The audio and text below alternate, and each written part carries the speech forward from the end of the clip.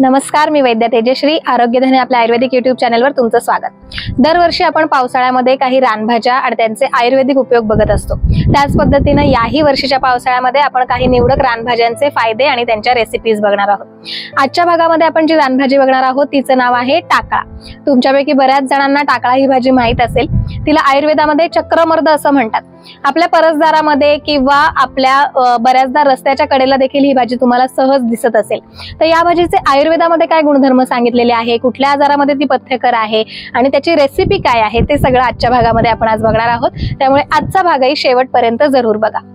तिचे गुण वर्णन करताना सांगितलेलं आहे की ती उष्ण गुणाची आहे, कटू रसाची आहे, पचायला हलकी अशी आहे, थोडीशी रुक्ष आहे, शरीरामध्ये जाऊन कफ आणि वात या दोन वाढलेल्या दोषांना ती कमी करण्याचं काम करते।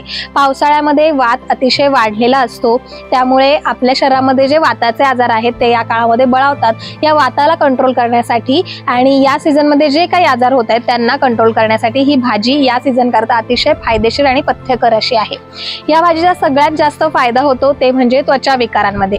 त्यामुळेच या भाजीला आयुर्वेदामध्ये दद्रुग्न असाही एक पर्याय आहे। दद्रू म्हणजे जे काही आपले फंगल इन्फेक्शन आहे, म्हणजे खरूज, नायटा, गचकर्ण यांसारखे जे काही आजार आहेत, तर या वातावरणामध्ये दमटपणा वाढलेला असतो, त्यामुळे बऱ्याचदा ते तोंडवर काढतात। त्वचेवर वेगवेगळ्या पद्धतीचे खाज यायला सुरुवात होते किंवा चकते उठतात आणि गांध्या उठतात आणि पुरळ येतात। यासारखे जे आजार आहेत त्याकरता ही भाजी अतिशय फायदेशीर ठरते। पोटातनं खाण्यासाठी देखील तिचा विषग्न असा परिणाम होतो, कृमिग्न असा परिणाम होतो आणि त्वचेमधली ही जी विषारं आहेत, रक्तामधली जी ही विषारं आहेत ती कमी करण्याचं काम ही भाजी करत असते। त्यामुळे ज्यांना कुणाला हे स्किनच्या ज्या काही तक्रारी आहेत त्या कमी करायच्या असतील तर त्यांनी जरूर ही भाजी या पावसाळ्यामध्ये खावी। त्याच पद्धतीने ही भाजी हृदयासाठी देखील फायदेशीर आहे। तसंच आपलं जे यकृत आहे त्याचं कार्य देखील सुधारण्याचं काम ही भाजी करत असते।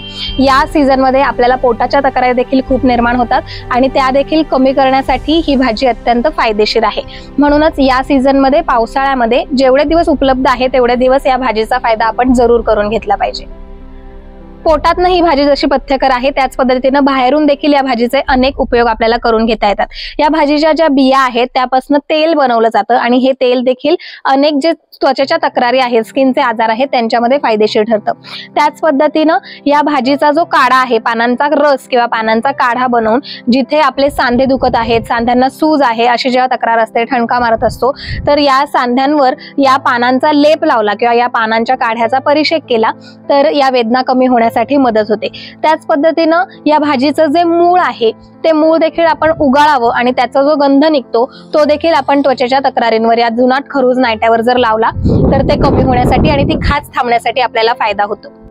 टाकळ्याची भाजी कशी बनवायची ते थोडक्यात आपण बघतोय। इथे ताजी परसदारातली भाजी मी निवडून घेते आहे, आत्ताच आणलेली।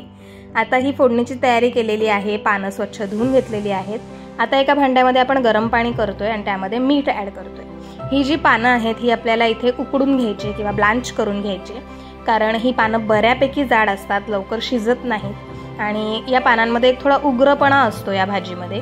तर या प्रोसेसमुळे तो उग्रपणा देखील कमी होतो आणि भाजीला चांगली चव येते। त्यामुळे आपल्याला ही आधी उकडून घ्यायची आहे भाजी। एक 5 ते 7 मिनिटं उकळत्या पाण्यामध्ये उकडून घेऊन त्यानंतर आपण ही झाकून ठेवतोय।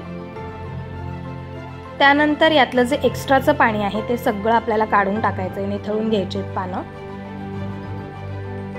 पानांमधलं पाणी देखील आपण पिळून काढून टाकतोय, कारण पाणी जर एक्स्ट्राचं राहिलं तर भाजीला चव चांगली येत नाही।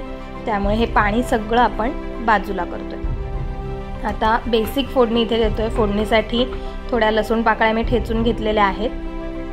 गरम तेलामध्ये जिरं, मोहरी, हिंग, मिरची, लसूण, कांदा याची बेसिक फोडणी आपण करतोय। तुमच्या आवडीनुसार तुम्ही खोबरं किंवा शेंगदाण्याचा कूट किंवा एखादी डाळ, मुगाची डाळ, चण्याची डाळ देखील ऍड करू शकता। अगदी बेसिक भाजी इथे मी बनवते। शक्यतो तुम्ही बघितलं असेल माझ्या आधीच्या व्हिडिओजमध्ये देखील की मी या भाज्यांसाठी बिडाचा तवा वापरते। त्याची खूप एक छान चव येते भाजीला आणि शक्यतो माझा असा प्रयत्न असतो की ही जे सगळे वेगवेगळे धातू आहेत, म्हणजे पितळ आहे किंवा तांब्याची भांडी आहेत किंवा त्यानंतर बीड, लोखंड, या सगळ्या धातूंच्या भांड्यांचा आपल्या रोजच्या स्वयंपाकामध्ये जर आपण वापर केला तर त्या धातूचे फायदे आपल्या शरीराला मिळतात। त्यामुळे शक्यतो जसं होईल, जिथे पॉसिबल असेल तिथे वेगवेगळ्या धातूची भांडी आपण वापरावी, याकडे माझाही कल असतो। आता कांदा परतून घेतल्यानंतर त्यामध्ये आपण हळद ॲड करतोय। आणि छान ही फोडणी तयार झाली आहे। आता कांदाही शिजलाय आणि यामध्ये आपण ही जी पानं आहेत ती सुटी करून टाकतोय। ही अगदी कोवळी भाजी होती त्यामुळे मी तशीच पानं ॲड केली आहेत। जर थोडी जून भाजी असेल, पानं मोठी असतील तर या स्टेजला ती पानं चिरून घेतलेली चांगली। आता ही भाजी व्यवस्थित आपण मिक्स करून घेऊया आणि मीठ ॲड करूया त्यामध्ये। थोडंसं पाण्याचा अंश त्यामध्ये असतोच, त्यावर ती भाजी शिजते व्यवस्थित आणि छान कोरडी होईपर्यंत, एकजीव होईपर्यंत ती आपल्याला शिजवून घ्यायची।